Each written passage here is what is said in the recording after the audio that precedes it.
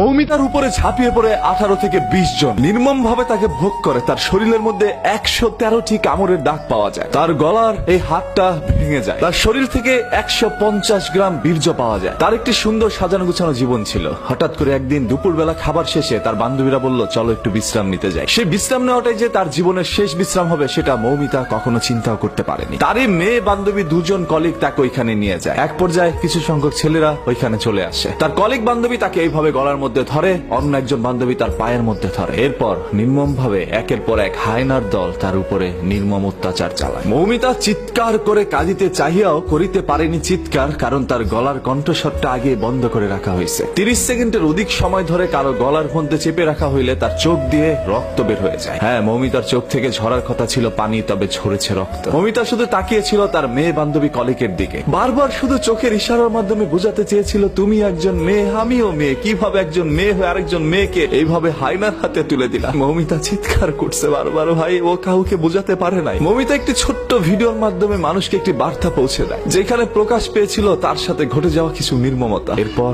তাকে এই দুনিয়া থেকে সরিয়ে দেওয়া হয়। মৌমিতার সেই ভিডিওর বর্ণনা যদি আপনারা একবার দেখেন, তাহলে আপনাদের চোখ থেকে অশ্রু ঝরে যাবে। আজকে পুরো ভারতবাসী এটা নিয়ে প্রতিবাদ জানাচ্ছে আজকে বাংলাদেশের মানুষ। এবং এই ছবিটি ফেসবুকের মধ্যে ঢুকলেই দেখবেন আপনার সামনে চলে আসছে। হয়তো আপনারা অনেকে পোস্টটা পড়ছেন না, শুধু ছবিটা দেখে ইগনোর করে চলে যাচ্ছেন। হ্যাঁ, কারণ ঘটনা তো আপনার মা বোনের সাথে ঘটে নাই, বা আপনার সাথে ঘটে নাই, অন্য কারোর সাথে ঘটলে তো আর আপনার কিছু যায় আসে না। যদি আসলে আপনি একজন মানুষ হতেন, মনুষ্যত্ব বেঁচে থাকতো, তাহলে অবশ্যই এটা নিয়ে পোস্ট করতেন, শেয়ার করতেন এবং প্রতিবাদ জানাইতেন। গতকাল থেকে অসংখ্য মানুষ এটা পোস্ট করেছে এবং মানুষ আমাকে বলছিল, ভাই এটা নিয়ে একটা ভিডিও বানান। এই সকল বিষয় তো আর মানুষের বলে দিতে হয় না, এমনিতেই চোখ থেকে অশ্রু ছড়ে যায়। এই মৌমিতার জীবনে কি এমন ভুল ছিল ভাই? ও তো সুন্দর করে পর্দাশীল অবস্থায় ঘুরে বেড়াতো। ছবিটার মধ্যে আপনারা দেখতে পাচ্ছেন কি সুন্দর একটি মেয়ে। আজকে এরকম হাজারো মৌমিতা আমাদের দুনিয়া থেকে চলে যাচ্ছে, সেগুলো সোশ্যাল মিডিয়ার মধ্যে ভাইরাল হচ্ছে না। ওই সকল হায়নার দলগুলো এখন পর্যন্ত আমাদের সমাজের মধ্যে বিদ্যমান। এবং আপনার এই মেয়ে বান্ধবী কতটা নিকৃষ্ট হতে পারে, আপনার মেয়ে বান্ধবী একজন মেয়ে হয়ে আপনাকে এইভাবে হায়নাদের হাতে তুলে দিতে পারে, সেটা হয়তোবা কখনো আপনি আমি কেউ চিন্তা করতে পারি না। এটা কখনো আমাদের বোধগম্য নয় যে এরকম কোনো কিছু আমাদের সাথে ঘটতে পারে। তার উপরে কোনো না কোনো বাঙালি ঝাঁপিয়ে পড়েছিল, সেটা এই পারের হোক আর ওপারের হোক। আজকে আমি একজন বাঙালি হিসাবে লজ্জিত।